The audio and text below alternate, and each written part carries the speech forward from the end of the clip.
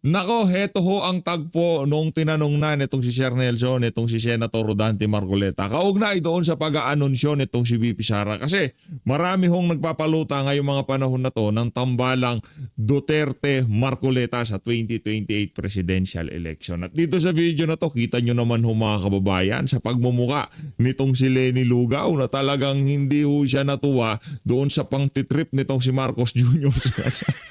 Pantakin nyo naman mga kababayan, magpapakita ka na lamang ng suporta sa medyas pa. Ibang klase ang pangtitrip nitong bangag na to, pero bago yan, sa like at sa subscribe, masaya na ho tayo dyan at sa mga gusto sumali sa ating community, yung join button, nandyan lang ho sa baba. Ito na ho, sinagot na ho nitong si Senator Rodante Marcoleta ang katanungan na anong masasabi niya doon sa mga nagpapalutang ng tambalang Duterte Marcoleta sa 2028 presidential at vice presidential election. Panoorin mo na ito mga kababayan. Bago tayo magtapos, Nelson, ano ha? Hindi na wala na. Ito, sobrang laki nito. Yan, malaki yan. Ganon? Inaabangan to ng marami dyan eh. Earth-shaking ba yan? Earth-shaking ito. Earth-shaking. Noong nakarang araw, nagdeklara po si Vice President Sara Duterte na siya ay tatakbo sa pagkapangulo sa 2028. Marami nga nagulantang dyan, ha? Nakabigla ang nagulat marami eh. dyan, Nelson, ha? Hindi naman namin itatanong sa inyo ang inyong reaksyon dahil siguro alam niyo na rin naman na doon papunta yon. Pinagtatagni-tagni ngayon, ano? Pero kanya mga pairing. ang lumabas dyan sa social media ay na ikinagulat namin, siguro na iba rin, at merong mga nagsasabing dapat gawin nyo na rin ito eh. May posibilidad daw na kayo ang tumakbong Vice President ni BP Sara sa Kanina lang, alam mo, pinag-uusapan natin ang daming mali na gusto kong itama. Opo. Ay, opo, tama kayo. Ngayon ko lang na pag-isip-isip, pagka ang mga mali nanggagaling na sa sa Senado. Kasamahan ninyo, no? At saka nanggagaling sa mga dating Oh. justice ng Korte Suprema. Dahil sa paniwala nila na itong mga taong ito ay kapani-paniwala. Opo. Marami maniniwala. Napakahirap palang ituwid ang mali.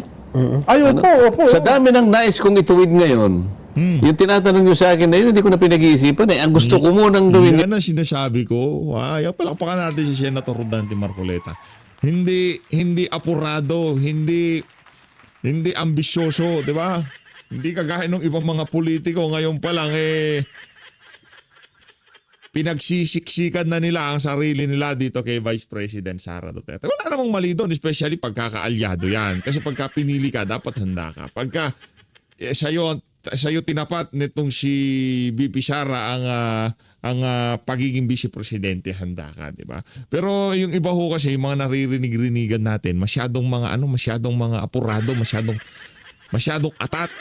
Di ba? Hindi pa nga sila pinili. Dapat ganyan lang. Di ba? Kung sakaling, ito nga si Senator Robin Padilla, may condition ba? Kung sakaling ako piliin, hindi ko. Di ba? Ganun ho. Ito naman si Senator Rodante Marcoleta. Napakarami kong laban. Tapusin ko muna. Wala pa ano natin to si Senator Rodante Marcoleta. Isa lamang ho yan sa mga pag-uusapan natin dito sa video na to. Pasadaan na ho muna natin itong panty-trip nitong si Marcos Jr. dito. Nagbanatan itong si Bangag at itong si Lutang, di ba?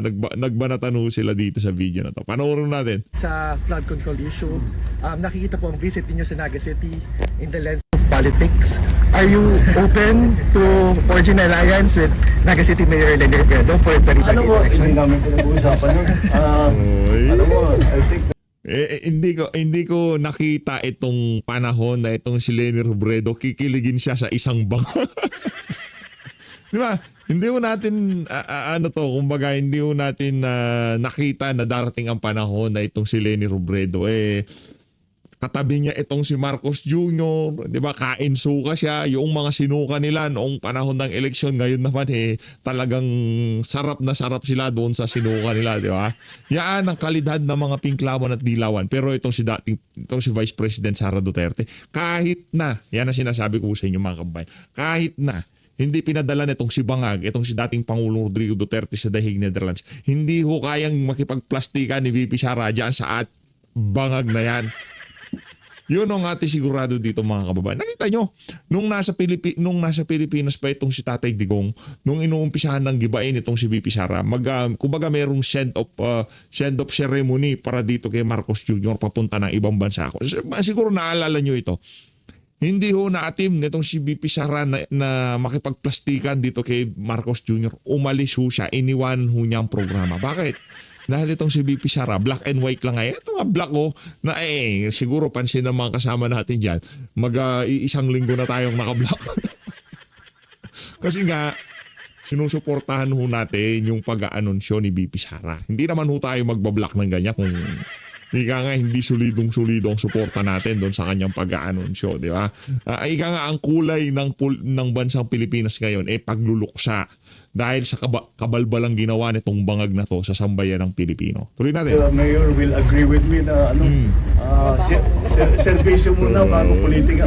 The most political thing that we did today, I wore my pink socks. Yeah. My pink socks in honor of Mayor Lemmy. President, may nagsasabi po kasi na Ang tindi no, isusuportahan ka na nga lang ng bangag, isusuot pa sa paa. Di man lamang isang pink na ribbon dito sa... Tinagay pa sa medyas. Ganyan ho pagka mapagtripan kayo ng bangag, di ba? Kaya magtrip yung mga bangag. yung pagbisita niyo daw po dito ay sagot dun sa pagdedeklara ni Vice No, President Sara. we have been planning this for a few months already. Yes. Because talagang naging critical ito especially with the storms that came in. Then I already instructed the SecBins and SecPing to look at the situation here. Because, you know, we know that Bicol is always the pathway of the storms. But the immediate problem that we saw, the change in pattern that we saw, is yung bigat ng bagsak ng ulan. Dati hindi naman ganun marami. You got 700 in one day. in one day. 700 centimeters of rain in one day. Ano yun? Katumbas ng 6 na buwan yun. Lampas po siya sa Ondoy and Yolanda. Wow. That's Lampas po siya sa Ondoy. Lampas po ba? Kala ko bang pagdating sa panahon ng pangangailangan, nawawala yan. Bakit katabi mo siya ngayon? Pero in fairness, bagay kayo Di sila bagay dalawan nitong si VP Sara. Anak ng toka, di nagsusupil yun. Nakita niyo para alalyamas yung bunganga ng mama na yan. Pagkatapos nagpulburon, diretsyon tulog na huyan. Inom lang siguro na konting whiskey, sabay balikwas na sa kama. Ganun mo yan si Marcos Jr.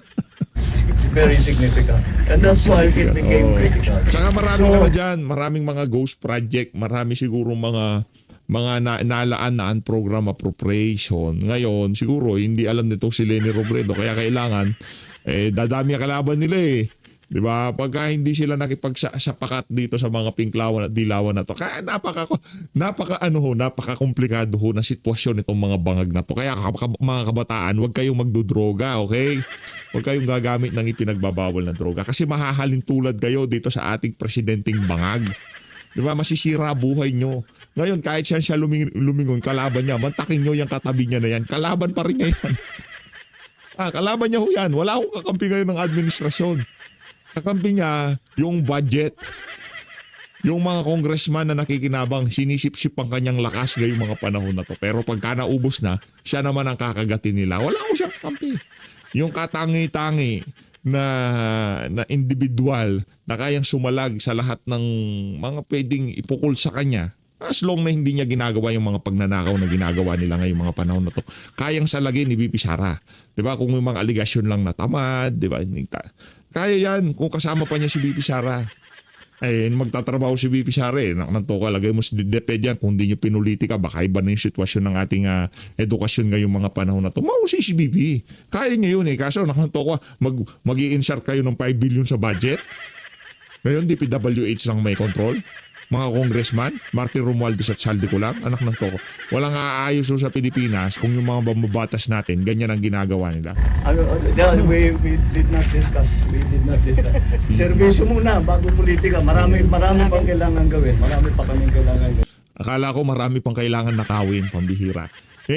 Yung serbisyo, di ako naniniwala dyan, pero pag nanakaw, dyan naman talaga ako. Diyan talaga kita nakikita. Diyan ka magaling sa pagnanakaw, di ba? Laki sa nakaw nga di ba? So, we will get to that. Aabot din tayo dun. Mr. President, ano po yung reaction ninyo sa announcement ni VP Sara na tatakbo siya sa pagkapangulo sa 2020? again, Ay, ano, yan. Pagka yung ulo niya, ginaganyan-ganyan na niya, nagahang ng utak niya. Diba? Hindi na niya alam kung ano sasagot niya, ano ba? Good luck sa inyo. Magsama-sama kayo, mga aas kayo. Ano pong masasabi niyo dun sa announcement? nothing really. That's her choice. Mr. President, how about the willingness of Senator Amy to run alongside Vice President Sara? Again, this is all politics. We're not going to Kapal na mukha nito. Kala mo naman talagang totoo yung banat niya. Politika lang daw lahat yan. Mga politika kayo. Mga political animal kayo. Di ba? Kaya pagka tinanong kayo about sa politika, sumagot kayo. Para hindi kayo napagkakamalang mga siraulo. Dito ho tayo sa dito kay Attorney Clint Aranas, ha? Kaugnay diyan sa tambalang Marcoleta Sara. Duterte Marcoleta sa 2020. Pakinggan mo na dito. General Attorney Clint Aranas. Good evening, sir, and thank you for joining us. Good evening, Willard. Thank you for inviting us. Let's first discuss the announcement of Vice President Sara Duterte to run in the 2028 national elections as presidential candidate. What do you make of it, sir? Well, we threw our support right immediately in favor of the VP. In context, for us, it's for the party, it's a rallying call. It's a rallying call and an assurance. Of course, as a party, we don't want any destabilization to happen. So it's an assurance that since she's throwing in the hat for the elections, we really intend that this administration finishes term and we run, the regular elections. Nothing to destabilize or whatsoever. And so also it's a rallying point because of we feel there's a void in leadership right now. Were you surprised by her declaration and the timing of her announcement, given that it's still 2 years away from the 2028? Too early? Yeah. Not at all. Not at all. I think she's answering the call. She wants to weld the people together because of I said earlier that we feel there's a void in leadership resulting into instability, pervasive corruption, everything hindi na napipigilan. Parang any way which it goes parang any way which it goes any which way it goes. Parang free flow na lahat na ngayon. So she doesn't want that. So she's positioning herself, telling the people, don't worry, I'm offering myself to serve this country and I will serve it well. So don't worry, I'm here. I'm offering my services for that. But her announcement came as another impeachment process looms in the House of Representatives. Yeah. Ano sa tingin ninyo ang magiging epekto nito sa kanyang potential candidacy? I think it's expected. Well, two scenarios. It can be an impeachment trial or it can also be a court trial. Just options lang, scenarios. If she continues on to be VP and she gets impeached, there's a possibility there's gonna be a perpetual disqualification to hold office. If she resigns as VP and slugs it out in court, submits herself to the court authorities, then we'll have to go to the court process. It's gonna go Ombudsman, Sandigan Bayan, and eventually the Supreme Court. Oo. You are a lawyer as well, Yes. sir. No? And Yes, yeah. I'm sure you have an idea of the grounds being cited for her impeachment. Yes. Do you think these complaints will prosper? Well, this is a rehash of the old impeachment complaint against her. And I'm sure she'll be able to, I'm confident that she can answer it. Both in the House Justice Committee, or do you see Both it in the Senate, progressing in to the Senate hearing, if that happens, or in the courts. I think there's already a complaint lodged against her she's now under preliminary investigation under the Ombudsman for the confidential funds. And why does the party think that VP Sara is the best presidential candidate? There's a void of leadership right now. We don't see any choices wala nang kami nakikitang choices na strong enough to stand against the authorities right now. Na authorities in the sense that kasi our perception is because of the Tingnan mo naman, economic downfall, inflation, GDP is very slow, our foreign direct investments is down by 50%. So, this has to be addressed. And the corruption right now is really indicative of the void in leadership. So, we believe that Sara Duterte can do this. And your party statement says her declaration speaks to, quote, the realities confronting the Filipino people. Which is, without, going into politics or whatnot, the situation is you have the flood control issue, you have this issue, you have the LOA issue. Marami hong issue right now na needs to be addressed, and it's very disappointing for the Filipino people right now. It's really affecting the economy. Can you walk us through the process of the party? How did it arrive at the decision to endorse VP Sara? The executive committee met and we discussed what's our position here, no? And we feel that number one, the instability kasi that it would cause the void in leadership creates instability and it emboldens the criminals out there, no? So sinasabi namin na with VP Sara, she would be a beacon to the elements na do not go, out extra-constitutional. Let's stay in the Constitution, the bounds of the Constitution. Let's do this right. Let's go for an election and win. And when was this meeting held? The meeting was held a day, yes, about the other night. Okay, just the other night, Yes. this week. And have you reached out to VP Sara formally? At this point, we're talking with her staff and aides and everything. We're coordinating. We haven't spoken with her personally, but our endorsement really was in a position wherein we wanted stability and we wanted the stability and we want a unification on the position against the corruption in government right now. Does the party have a plan to invite VP Sara formally to become a member? Yes, it's because she's, I think right now there are many parties who want to have her, no, and surely we are considering. Hindi naman lumalayo. We are, used to be. We are friends naman with the family. We'll just take a short break. We'll continue our discussion with. Ba, ang bilis naman ng break na yan. Pambihira. Oh. Ito na ho yung tagpo na kung saan tatanungin na itong si Atty. Clint kung sino yung pwedeng maging katandem nitong si VP Sara sa 2028. Back still with us, Partido Reforma Secretary General Attorney Clint Aranas. Alright, now on to the party's endorsement of Senator Rodante Marcoleta as Vice President Sara Duterte's potential running mate Yes. in the 2028 elections. Why Senator Marcoleta, sir? Marcoleta's a brilliant lawyer. I mean, he makes sense. He talks sense.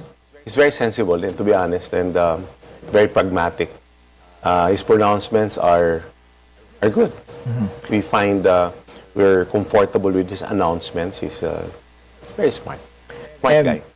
And like VP Sara, Senator Marcoleta is not a member of Partido Reforma. Yes. Do you plan and intend to invite him as well to become a member? Yes, we would like to invite him also. If not, we'll adopt him. Our position here naman is really we want stability in government. Because it affects the economy.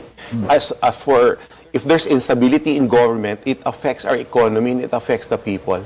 Hindi naman yung mayayaman apektado, yung mahirap naman eh. So, it's very hard. Tamang police nag-hold up na ngayon. Very hard. Correct. And Attorney, please walk us through as well the process of selecting Senator Marcoleta. Was he the only choice? There were three names actually that were mentioned. No, one was of course the Senator Marcoleta. One was Jimmy Bondoc was endorsing Robin Padilla. No, we also discussed where we personally know Robin, and then also we were also thinking, like personally, I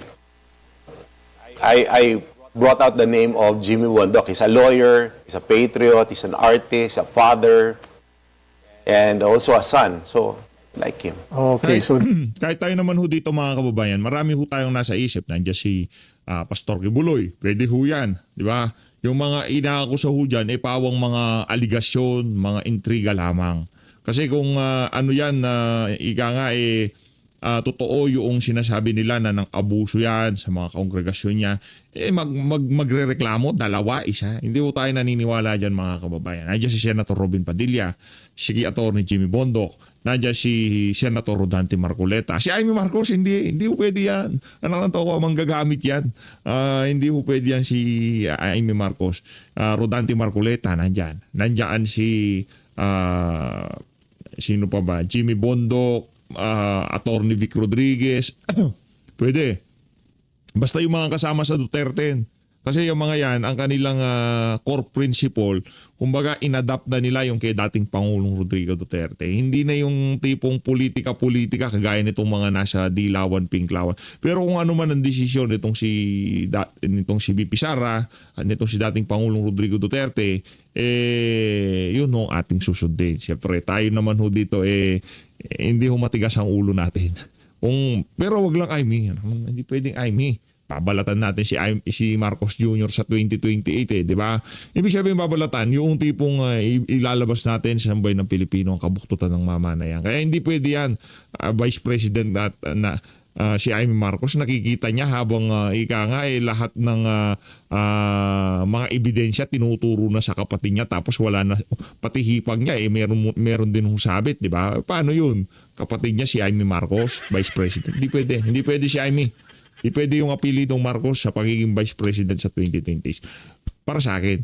Pero para sa inyo, iba hong usapan yan. Ika nga. There were 3 choices. And did it come down to a vote? Yes. And Senator Marcoleta was the choice of the party. All right. You earlier said, believe kayo kay Senator Marcoleta. Yes. He's smart. And aside from that, what other characteristics do you think make him qualified to become Well, a he's not potential VP? afraid to speak out his mind, no? Even to the point that's being called right now, Chinador, di ba? Chinador ang tawag sa kanya ngayon. Pero, he's speaking out his mind, trying to, as a lawyer, he's trying to defend his position and trying to explain to everybody why he believes so. He's advocating for it. He's not scared to speak out his mind. Not necessarily correct, di ba? But he speaks his mind, very independent. I was about to ask you that, because the senator has been under fire for his statements on the West Philippine Sea. Yes. How does the party view that? Well, I think that's his position about we can't give. Personally, I don't want to give up the West Philippine Sea or the South China Sea, di ba? Because naman it's under UNCLOS, you can figure out the metes and bounds of the area. Actually. And do you think this issue will become an election issue come 2020? For sure. I think it was also taken out of context because what he really meant was, ito yung simula ng gulo natin, parang pamigay na lang natin, siguro maybe ito sa hyperbole on his part, I don't know. And how do you campaign for the tandem, if ever it comes to that, VP Sara and Senator Marcoleta? Definitely, this tandem would be against graft and corruption and for peace and order, and also kasi we have here a list on what we want for we believe them we believe that it can be handled by this leadership. We want to control the inflation. This is Partido Reforma stance. We want to control the inflation, the prices of basic goods and services. Second is to fight graft and corruption. Kasi it's very hard if the economics is low, graft and corruption is very hard to fight. Alam mo yun, it's also economic in a sense, and graft and corruption. And of course, we want to increase the pay of workers because what's the difference between the cost of living in Manila and the provinces where the cost of canned goods and whatever the commodities, they're the same all over the Philippines. Also, we want to create more jobs, fight criminality, illegal drugs, of course. So, And what do you think are the chances of VP Sara and Senator Marcoleta winning? very big. Very big. Very big. Not only in Visayas and Mindanao? Not only in Visayas and Mindanao, I think the VP has support also here in Luzon. And Senator Marcoleta has his own. In fact, Senator Marcoleta from rank 30th, he jumped into the top 10. Oo. Kumaga last minute, parang Surge. last 2 minutes surge. It was a surge, yes. And who do you think will VP Sara face in the presidential race? Among the names being floated. Yun nga eh. That's the greatest, parang that's a big question. Well, you have the Tulfo brothers. They're quite popular. You're just going by competence and popularity, the Tulfo brothers, and you also have Risa Ontiveros, and you have maybe Trillanes is former Senator Trillanes is also interested. I don't know.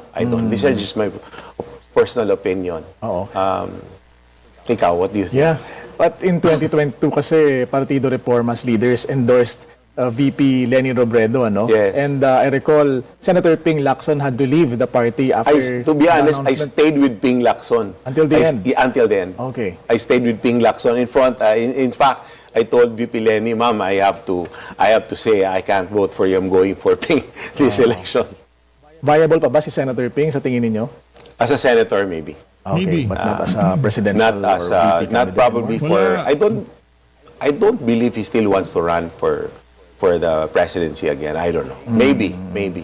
And how confident are you, sir, that there Meron won't kasi be a yung mga politiko na kahit anong gawin nila, kunyari, halimbawa, itong si Tuta Soto, itong si Ping Lacson, kahit anong gawin nila, pang senador lang sila. Hindi nila pwedeng pagpilitan sarili nila.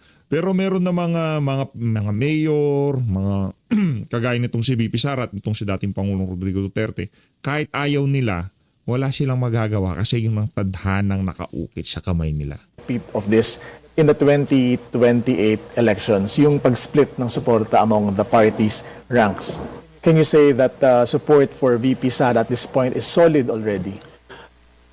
I think right now the support for Sara is solid. It's just that considering the politics, ano mong politiko ng Philippines, the politics of the Philippines, parang ang daming political butterflies.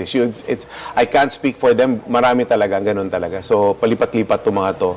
And in fact, right now, I think a lot of the critics of VP Sara right now I'm sure they'll be lining up congratulating Sara Duterte if she ever wins, no? So, ganun lang yan eh. It's so crazy. Oo. In this multi-party system, it doesn't work. And 2 years is still a very long time yeah. before the elections. Grabing risk, no? But of Politics. course, Oo. nakakaiba to si Sara Duterte. She's different eh. She's very different. So that's why she declared early, I think she's very different. In fact, ang niyang love language ni Sara, iba siya eh. Dahil she goes to the extremes fighting for something like yung naalala mo yung nanuntok siya, di ba? For her, in her mind, she was doing a good thing for the squatters, no? But legally, she was in peril. So iba siya, iba yung mindset niya. Ano ho masasabi ninyo doon sa mga kritisismo na in-announce lang ni VP Sara ang kanyang presidential bid para ma-deflect ang attention away from the impeachment? It won't. Evidence and It won't allegations. deflect because I think Congress is resolute in pursuing Sara Duterte on the confidential funds, no? And eventually, I think Sara is ready to answer that. I mean, she has to. Accountability. Siyempre, if you're fighting graft and corruption, I'm sure she will account for that. I mean, it's only a consequence, a necessity, given her situation. Oo. And this early, has the party been talking about election strategy? Yes, already. I mean, of course, we want to support and we're trying to get our own senatorial slate also. Sino ang mga pangalan na... Not yet. Not yet ready. Baka tanggihan kami. Oo. Pero ano mga factors ang kinoconsider ng partido ngayon? Given that ang daming nangyari sa mundo ng politika. I think hindi kailangan magkasundo talaga ang competent. Pangulo at VP. Hindi lang popularity, dapat competence. Para tayong kinakapos ng competence, hindi ko alam eh. Parang, I think there is competence, pero yung level of integrity, wala eh. Kaya, grabing corruption. Horse trading kagad, parang stockbroker mga tao ngayon sa taas eh. Para silang stockbroker. Trading lang ng trading. At kinonsider nyo rin ho ba yung fact na hindi magkasundo ang Presidente at VP ngayon, considering that sila ang Malungkot. magkatandem? It's really sad because, I mean, I would like to support BBM. The problem is going out already because alam mo naman, ang term dito, one time lang yan eh. Diba? And wala naman silang clear candidate. Walang clear candidate si BBM right now. So, we want stability, we want to move forward. Kaya we're supporting. Hindi ako hindi ako believe dito sa partido na to. Gusto niyo suportahan si Marcos Jr. kaso walang malakas na kandidato. Ngayon to si VP Sara mainit kaya sinusuportahan niyo. Palakpakan hunat. Hindi ganyan, sir. Hindi ganyan maglaro sa politika. Wala kayong kaibahan sa mga dilawan at kiklawan kung ganyan kayo mag-isip. Sara Duterte. At sino ho sa tingin ninyo ang mamanukin ng administrasyon? Marami ho bang tingin niyo ang posibleng kandidato? I think right now, Or is there medyo a scratching the barrel sila dyan eh. Parang ayoko na lang i-name ang names pero talagang hirap silang, it would be a hard sell. Hard sell because given the -3 rating ni BBM, whether, siyempre, I have a friend, si Larry Gadon, he was contesting it. Sabi niya, bayad tong mga surveys na to. Hindi totoo yan. But if you go by that sentiment, it's very hard.